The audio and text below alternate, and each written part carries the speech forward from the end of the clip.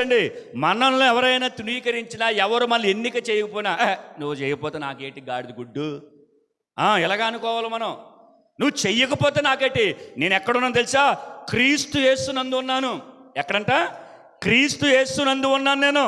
నేను క్రీస్తు యేసునందు ఉంటే నాకు భయం ఏంటి, నాకు భయమేలా, నాకు దిగులేలా, నాకు చింతేలా అని కనుక మనం నిబ్బరమ కలిగిన మనసు కలిగి ఉంటే కనుక మనల్ని ఎంత మాత్రం కూడా అపవాది కదిలించలేడు. దేవునికి మహిమ కలుగునుగాక. హల్లెలూయా. చూడండి, ఆయన తృణీకరించబడుతున్న వారిని పక్షాన్ని చేర్చుకుంటున్నాడు ఇక్కడ.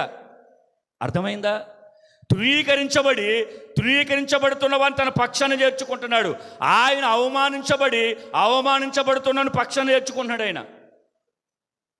ఆయన నిందలు పడుతున్న వారిని ఆయన పక్షాన్ని చేర్చుకుంటున్నాడు. చేర్చుకుని ఏమంటాడు తెలుసా? నాకు తెలుసురా నింద ఎలాగుంటుందో, నాకు తెలుసు అవమానం ఎలాగుంటుందో, నాకు తెలుసు తృణీకరణ ఎలాగుంటుందో, నాకు తెలుసు దుఃఖం ఎలాగుంటుందో, నాకు తెలుసు కన్నీరు ఎలాగుంటుందో, నేను ఓదారుస్తానని చెప్పేసి ఆయన మన హృదయానికి చేర్చుకుంటాడు. తెలుసా? మనం ఏడిస్తే యేసయ్య ఏడుస్తాడు తెలుసా? దేవుడు ఏడుస్తాడు తెలుసా? దేవుడు ఏడుతుమేటి ఏడుస్తాడు. మార్త ఇంటికి వెళ్ళినప్పుడు లాజరు చనిపోయాడు, ప్రభు ఏడ్చాడే అడలేదా? యేసయ్య ఏడ్చాడే అడలా? ఆయన కన్నీళ్లు విడుచుచు అప్పుడు అనుకున్నారంట అందరూ, లాజరుని ఎలా ప్రేమించాడు ఆయన, చూడండి ఏడుస్తున్నాడు.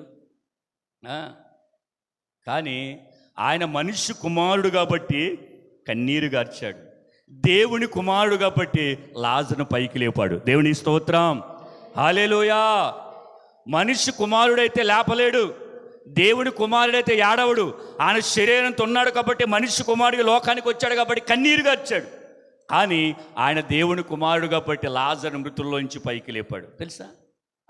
మనం ఎలాంటి పరిస్థితుల్లో ఉన్నా ఆయన మనల్ని ఓదార్చే దేవుడు. తెలుసా?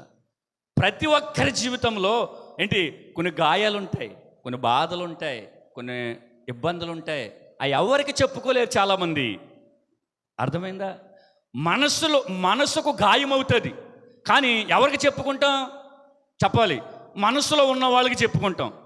ఉంటారు కదా ఎవరో ఒకడు, భార్య, భర్త, పిల్లలో, తల్లో, అన్నో, చెల్లో, తమ్ముడు, అక్కోతో, ఫ్రెండ్సో. అవునా? మనసులో మనకు కొంతమంది ఉంటారు, ఈ వ్యక్తితో చెప్పుకుంటే మనకి బాధ తీరుతుంది కదా, ఈ వ్యక్తితో చెప్పుకుంటే మనకి నెమ్మది కలుగుతుంది చెప్పేసి మనం కొంతమంది చెప్పుకుంటాం. కానీ ఆ మనసులో ఉన్నవారితో చెప్పుకుంటే మన బాధ తగ్గుతుంది. కానీ మనసులో ఉన్నవారే గాయపరిస్తే, అర్థమైందన్నమాట.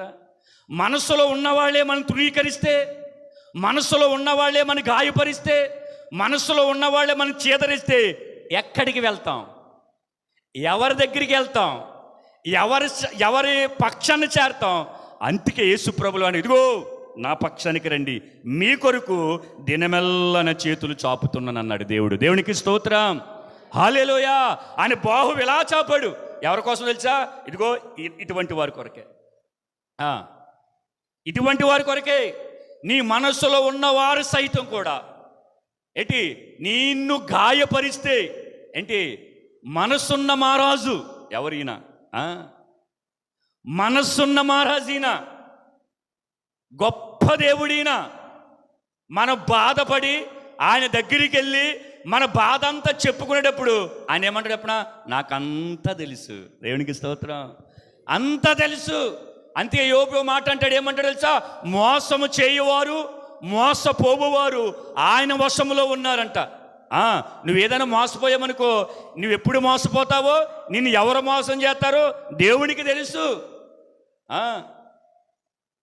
అటువంటి దేవుడి దగ్గరికి మనం వెళితే మన మనస్సులో ఉన్న వారికి మన బాధ చెప్పుకుంటాక వాళ్ళే మనం బాధ పెడితే, కానీ మనసున్న మహారాజు మనకి తగిలిన గాయాన్ని కట్టగలిగిన దేవుడు. దేవునికి స్తోత్రం.